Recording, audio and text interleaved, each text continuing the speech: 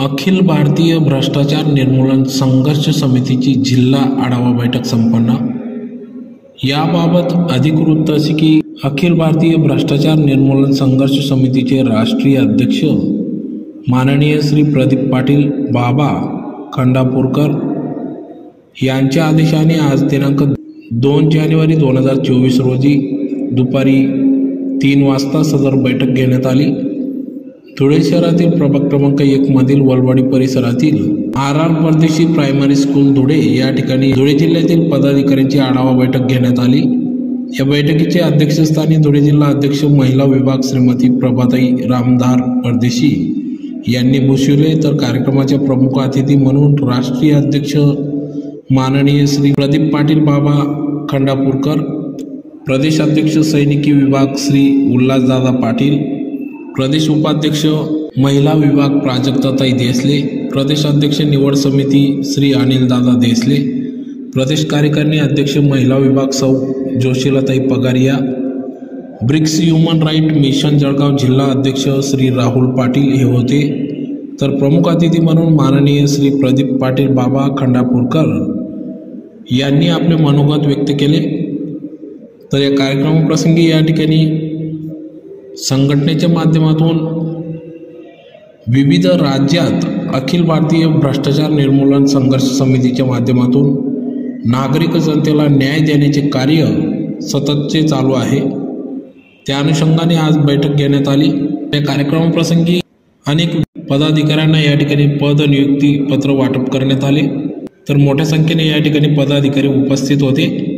या कार्यक्रमाचे सूत्रसंचालन साक्री तालुका उपाध्यक्ष कुमार राहुल भामरे यांनी केले, तर आभार प्रदर्शन साक्री तालुका सहसंघटक श्री प्रमोद बोरसे, धुळे जिल्हा संघटक ऋषिकांत सोनवणे यांनी आभार व्यक्त केले। तर कार्यक्रमाप्रसंगी धुळे जिल्हा कार्याध्यक्ष संजय बच्छाव, धुळे जिल्हा अध्यक्ष दिव्यांग विभाग श्री संजय बाबा सरग, साक्री तालुका अध्यक्ष आदिवासी सेल तुळशीराम जगताप, साक्री तालुका कार्याध्यक्ष दीपक भामरे इतर पदाधिकारी या ठिकाणी उपस्थित होते। तर या कार्यक्रमात जिल्ह्यातील तालुक्यातील सर्व सदस्यांना या ठिकाणी नियुक्तीपत्र वाटप करण्यात आले व पुढील भावी वाटचालीस शुभेच्छा देण्यात आल्या व मोठ्या जोमाने अखिल भारतीय भ्रष्टाचार निर्मूलन संघर्ष समितीच्या अंतर्गत नागरिक जनतेचे हिताचे प्रश्न सोडविले जावेत, यासाठी आपण कार्यतत्पर राहावे अशा सूचना या ठिकाणी राष्ट्रीय अध्यक्ष प्रदीप पाटील बाबा खंडापूरकर यांनी या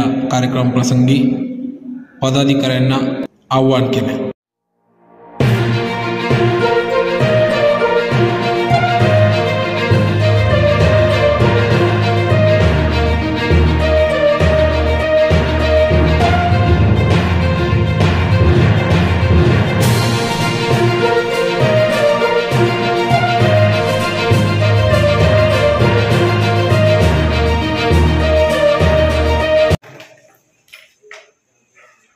मी सरकार कधी घेतला नाही,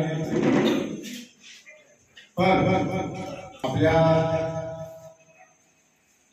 अखिल भारतीय अनिलदादा देसले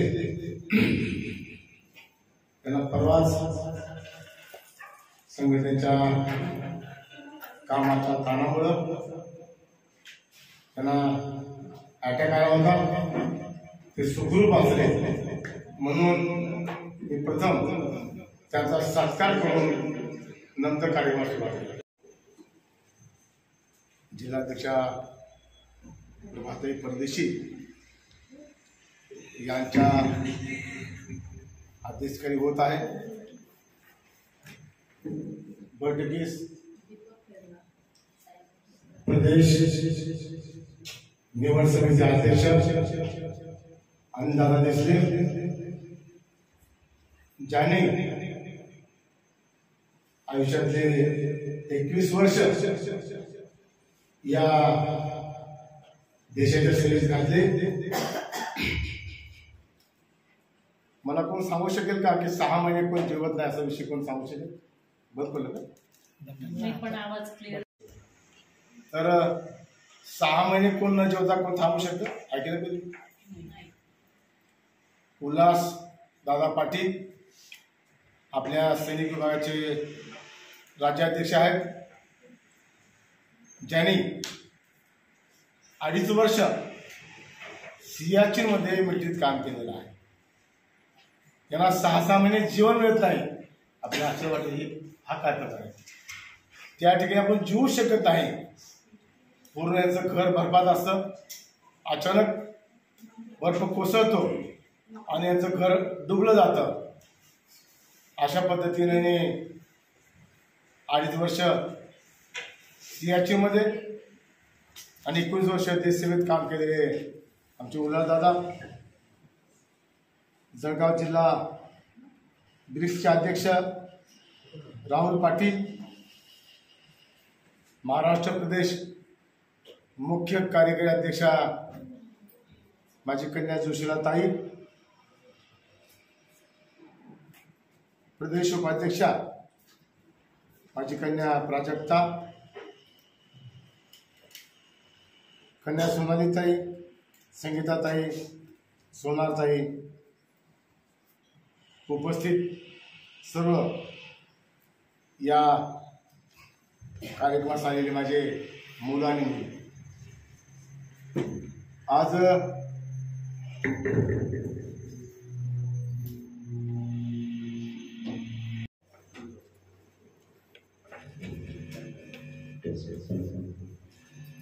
बैठकीची संख्या किती यावर संघटना ठरत नाही. उपस्थितीचा उत्साह कसा आहे यावरचा अनुमान लावतो. अत्यंत उत्साही वातावरणात आज आपण या धुळ्याच्या प्रथम मेळाव्यात उपस्थित आहात. 1978 साली आपण प्रथम भ्रष्टाचार निर्मूलन संघ समितीची स्थापना केली. ते 2006 पर्यंत राज्य लेवलला होती. 2006 साली महाराष्ट्र झाली. 2011 साली राष्ट्रीय लेवलला संघटनेचं काम आहे. नव्यानं झालेलं राज्य लेह लडाख याही राज्यामध्ये संघटना चालू आहे. ताशी तशरी अध्यक्ष आहे. ईशाताई यांगझोम नावाची आपली महिला अध्यक्ष आहे. जम्मू काश्मीरला RC शर्मा नावाचा लढाऊ अध्यक्ष आहे. आसामला शिवाजी टिका काम करतो. मेघालयामध्ये शबनम साई काम करतात. नागालँडमध्ये सुप्पू नावाचा आपला अध्यक्ष आहे. ज्याचं वर्ष आहे 86 वर्ष, तो आपला अध्यक्ष आहे. ज्याच्या दंडामध्ये 2 गोळ्या 46ला मारल्या होत्या. तो म्हणून तुम्ही अध्यक्षपद सोडत नाही, मला काम करायचं आहे. त्रिपुरा भोलानाथ चौधरी, अरुणाचल सुख बहादूर, सिक्कीमला CP गिरी अशा प्रकारचं ईशान्य भारताचं काम आहे. तेलंगणामध्ये ठाकूर काम करतो. आंध्रामध्ये भास्कर, कर्नाटकामध्ये C राधा, तामिळनाडू देवा सुंदरम, पांडिचेरीमध्ये रुबन कृष्णा असे 2 विभाग यांची नावं मी आपल्याला सांगितले. सर्व 29 राज्यातल्या पदाधिकाऱ्यांचे नंबर आणि नाव मला पाठ आहेत. मी रोज त्यांना संपर्क करतो. असू देत. पाकिस्तानच्या जेलमध्ये 560 भारतीय गेल्या अनेक वर्षापासून कैदेमध्ये आहेत. गेल्या 10 वर्षामध्ये 174 देशभक्ताची कत्तल झाली, शहीद झाले.